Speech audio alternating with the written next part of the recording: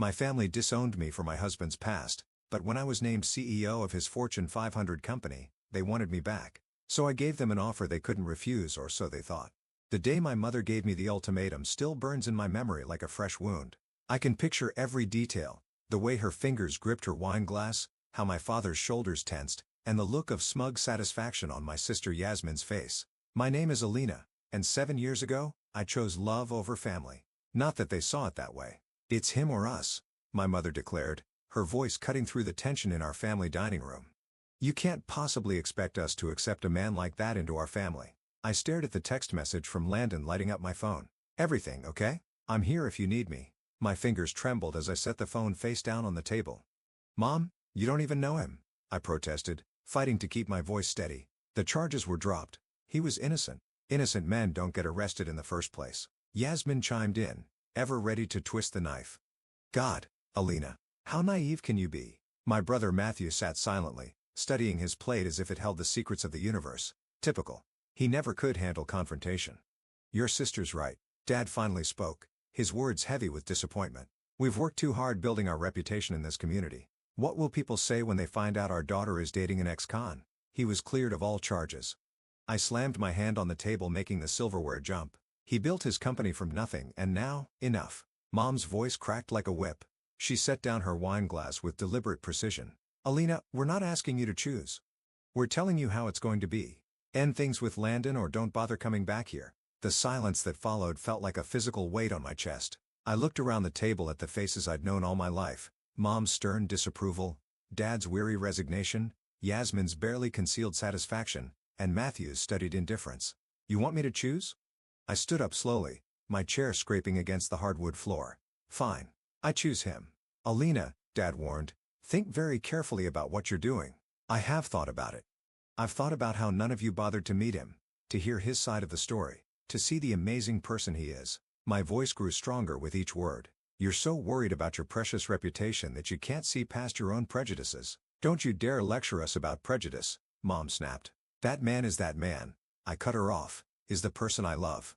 And if you can't accept that, then maybe I don't need this family. Yasmin laughed, a sharp, cruel sound. You'll come crawling back when he shows his true colors.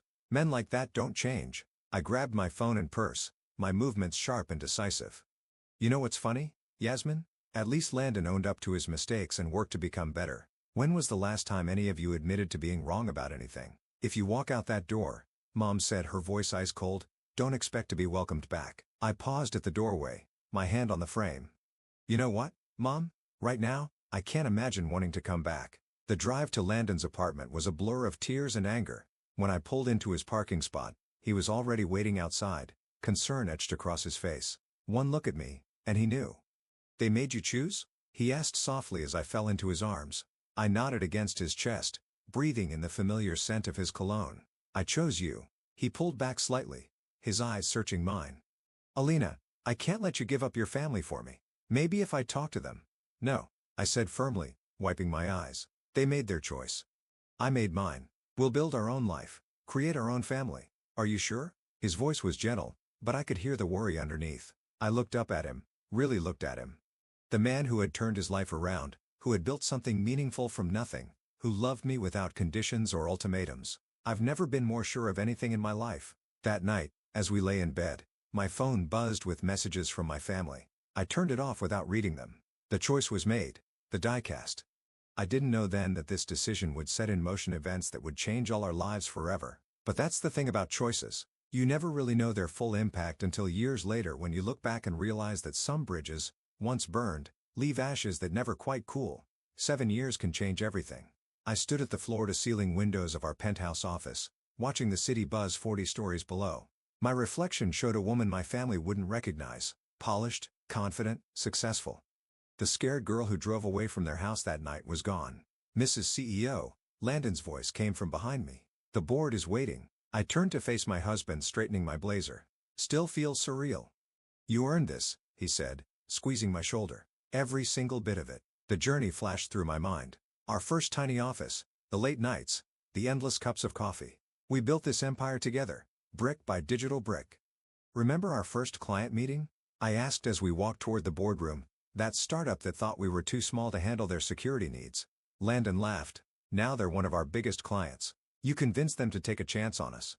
We convinced them, I corrected. You with your brilliant software, me with my pitch. The boardroom doors opened to reveal 20 faces turned expectantly toward us.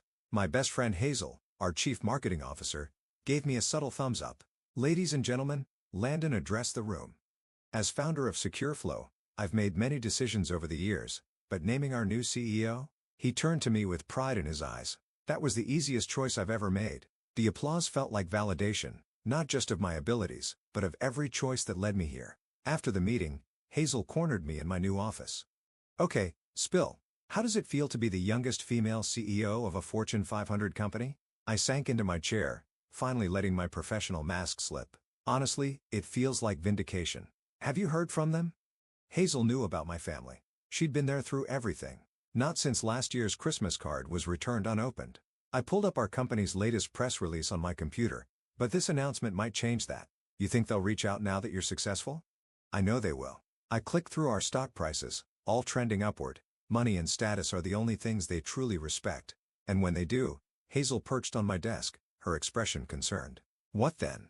Before I could answer, my assistant Sarah buzzed in. Miss Alina, your husband's here with champagne. Landon entered carrying a bottle and 3 glasses. Hope I'm not interrupting. Just girl talk. Hazel winked. Well, this calls for celebration.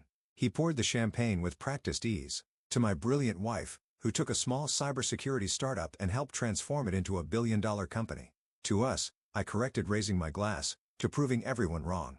Later that night, as Landon and I walked home through the city streets, he brought up what we'd both been thinking. Your family will see the announcement. Let 'em see it. I stepped over a puddle, my heels clicking on the pavement. Let 'em see exactly what they threw away. You never told me what you'd do if they tried to reconcile. I stopped walking, turning to face him under the glow of a street lamp. Remember what you said when we started the company? Success is the best revenge? He nodded, realization dawning in his eyes. You've been planning for this. 7 years is a long time to think about justice. I resumed walking, my stride purposeful. If they reach out, when they reach out, I'll be ready. Alina? His tone carried a warning. Don't worry, I assured him, taking his hand. Everything I do will be completely legal, just like you taught me. At home, I stood on our balcony looking out at the city lights. My phone buzzed with congratulatory messages from colleagues and friends. Soon, I knew there would be other messages, different messages. Landon joined me, wrapping his arms around my waist. Whatever you're planning, just remember, we built all this together. Don't let them take away your peace. I leaned back against him, feeling the steady beat of his heart. They took away my family. My peace was collateral damage. We made our own family, he reminded me. Look at everything we've achieved. He was right, of course. We had everything. Success, respect, love. But some wounds don't heal clean. Sometimes they leave scars that itch for resolution. My phone buzzed again. This time, it was an email from our PR team with tomorrow's newspaper headlines. SecureFlow names new CEO, the rise of Alina Simmons. I smiled, knowing that somewhere in the city, my family would be reading those same headlines over their morning coffee. The thought filled me with a satisfaction I hadn't felt in years. The game was about to begin, and I had all the pieces in place. The call came exactly 3 days after the announcement. I was in my office reviewing quarterly reports when Sarah's voice crackled through the intercom. Miss Alina, there's a Yasmin Fuller on line 1. She says she's your sister. My hand hovered over the phone. 3 days. Longer than I'd expected, but right on schedule. Put her through, I said, straightening in my chair. Alina? Yasmin's voice hadn't changed. Still that same sugary sweetness that masked a serpent's tongue. It's been so long. 7 years, 2 months, and 16 days. I kept my voice neutral. But who's counting? A nervous laugh. I saw the news. CEO of SecureFlow. We're all so proud. We, I interrupted. And who exactly is we, Yasmin? The family, of course. Mom and Dad, Matthew. We've all been following your success. I pulled up my email, clicking through to a folder labeled Family. Inside were screenshots of their social media posts over the years, their carefully curated lives, never once mentioning me. How interesting, I said. I must have missed all your congratulatory messages along the way. About that she paused, and I could picture her rehearsing her next words. We may have been hasty in our judgment, about everything. About Landon. Hasty? I laughed, the sound sharp enough to cut. That's what you're calling it? People change, Alina. We've changed, and clearly, we were wrong about Landon. Look at everything you've built together. I pressed my fingertips against my desk, grounding myself. Why are you calling, Yasmin? Really? Another pause. I miss my sister. We all miss you. Matthew's getting married next month, and Mom and Dad's 40th anniversary is coming up. It feels wrong not having you there. And the fact that I'm now CEO of a Fortune 500 company has nothing to do with this sudden attack of conscience? That's not fair, she protested. We're family. We were family, I corrected, 7 years ago, when I needed you most. Can't we move past that? Meet for coffee maybe? Just you and me? The door opened and Hazel walked in, stopping short when she saw me on the phone. I waved her in. You know what? I said to Yasmin. Coffee sounds perfect. Tomorrow 10 a.m. at Riverside Cafe. Really? The surprise in her voice was almost comical. That's wonderful. I'll be there. After hanging up, I turned to Hazel. Right on schedule. That was her? Hazel dropped into the chair across from me. What did she want? Exactly what we predicted. Family reunions, wedding invitations, and a healthy dose of guilt tripping. And you agreed to meet her? I smiled, pulling up a different folder on my computer. Of course, it's all part of the plan. Elena. Hazel leaned forward. Are you sure about this? Revenge might feel good in the moment, but this isn't just revenge. I cut her off. This is justice. They need to understand what they did. My phone buzzed. A text from Landon. Yasmin called you? News travels fast, I muttered, typing back, yes. Meeting her tomorrow. His response was immediate. Want me there? No, I replied. I need to do this alone. Hazel was watching me carefully. What exactly are you planning? I turned my monitor toward her, showing the event details for SecureFlow's upcoming 10th anniversary gala, the biggest tech celebration of the year. Every major player in the industry will be there. Press, celebrities, influencers, and your family? They'll receive very special invitations. After all, I smiled, we're reconciling. This seems elaborate even for you. 7 years gives you time to plan. I stood up walking to the window. They didn't just reject me, Hazel. They tried to break me. They wanted me to fail, to come crawling back, proving them right. But you didn't. No, I didn't. And now they want to pretend none of it happened, to slip back into my life now that it's convenient. I turned back to her. They don't get to do that. My phone buzzed again. Yasmin confirming tomorrow's meeting. Perfect. Just be careful, Hazel warned. Don't let this consume you. I nodded, but my mind was already racing ahead, plotting each move like a chess game. Tomorrow would be the opening gambit, appearing receptive, vulnerable, ready to reconcile. Yasmin would report back to the others, and then trust me, I told Hazel. Everything is going exactly as planned. As she left, I pulled up the gala invitation template on my screen. It would be perfect, elegant, exclusive, promising everything my status-obsessed family couldn't resist. They thought they were orchestrating a reunion. In reality, they were walking right into my carefully laid trap, and I couldn't wait to spring it. Riverside Cafe buzzed with morning energy as I watched Yasmin approach my table. She looked exactly the same. Designer handbag, perfect makeup, practiced smile. I stood to greet her, accepting her tentative hug with calculated warmth. You look amazing, she gushed, sliding into her seat. Success suits you. Coffee first, I smiled, signaling the waiter. Then we can talk. Once our orders arrived, Yasmin launched into her carefully rehearsed speech. We've all changed so much, Elena. Matthew's found someone wonderful. Mom's mellowed out. And Dad, he keeps your newspaper coverage in his study. How touching. I stirred my latte slowly. And you, still working at the boutique? Her smile faltered slightly. Actually, I've been thinking about a career change. The fashion industry is so volatile these days. I took a sip watching her over the rim of my cup. What did you have in mind? Well, she leaned forward conspiratorially. I heard SecureFlow is expanding its marketing department. There it was. I bit back a smile. Is that what this is about, Yasmin? A job? No. She reached across the table, grabbing my hand. This is about family, about making things right. The job, that would just be a bonus. A chance to work together like sisters should. I pulled my hand away, reaching into my bag. Speaking of family, I withdrew 4 elegant black envelopes. These are for you, Matthew, Mom, and Dad. Her eyes widened as she took them. What are they? Invitations to SecureFlow's 10th anniversary gala, next month at the Grand Plaza Hotel. Very exclusive. Celebrities, tech giants, press coverage. The perfect place for a family reunion, don't you think? Alina, this is I don't know what to say. Say you'll come, all of you. I leaned forward. Let's show everyone that the past is behind us. Back at the office, Hazel was waiting in my private conference room. How did it go? Like taking candy from a baby. I kicked off my heels, sinking into a chair. She practically salivated over the invitations. And she bought it? The reconciliation? People believe what they want to believe. I pulled up the gala security protocols on my tablet. She thinks she's manipulating me. That's what makes it perfect. Hazel studied the plans. Private security at every entrance, guest list verification, media coverage, this is thorough. It has to be. I showed her the special instructions for my family's arrival. When they're turned away at the door in front of everyone, you're going to humiliate them publicly. They'll feel exactly what I felt that night. Rejected, exposed, humiliated. I scrolled through the media list, and this time, there will be cameras. Have you told Landon? I shook my head. He knows something's coming, but not the details. Plausible deniability. My phone buzzed. A text from Yasmin. Everyone's so excited about the gala. Mom's already shopping for a dress. Perfect. I murmured, showing Hazel the message. Alina? Hazel set down the tablet.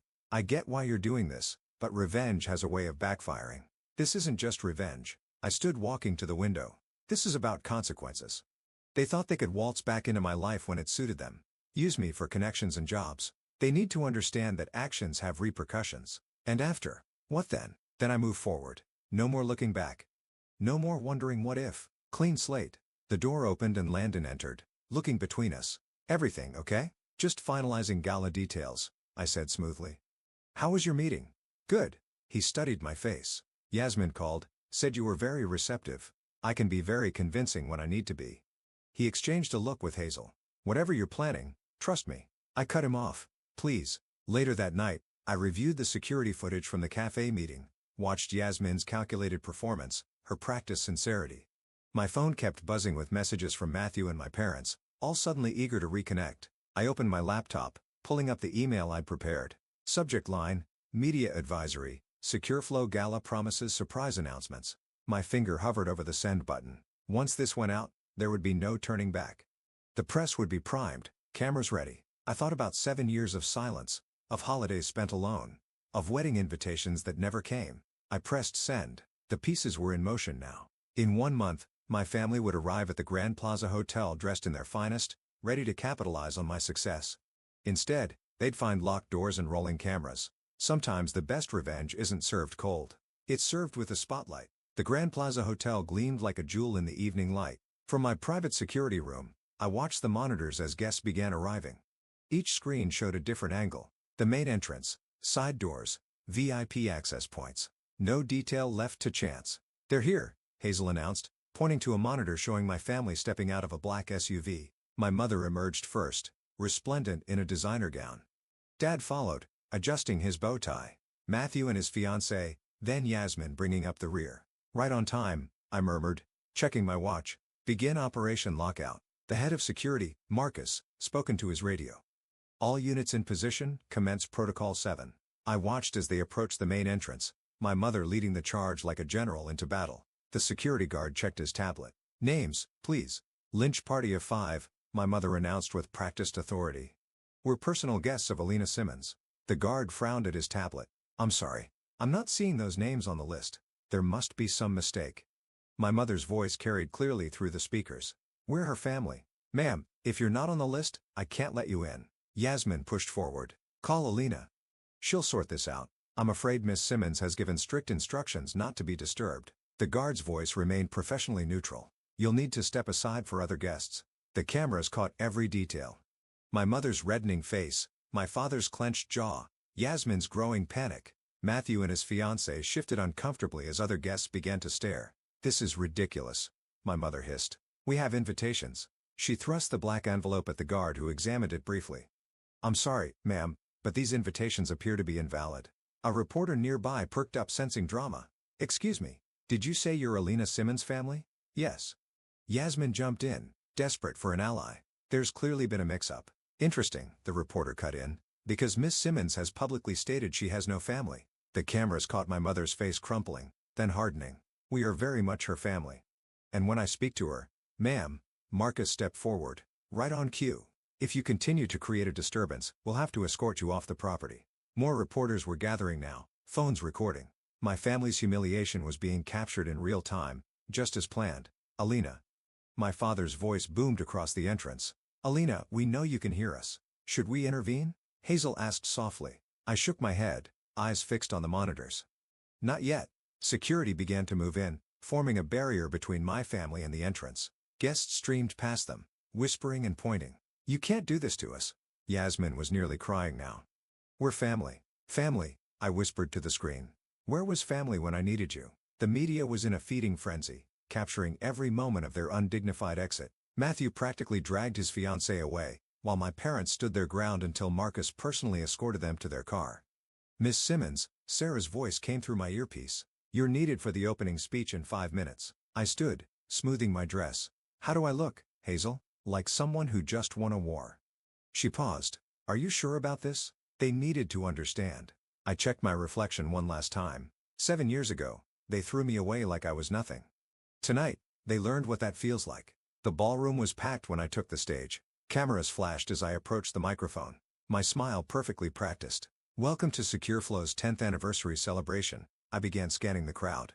"Tonight is about family. Not the family you're born into, but the family you choose." My eyes found Landon in the crowd, standing with our executive team.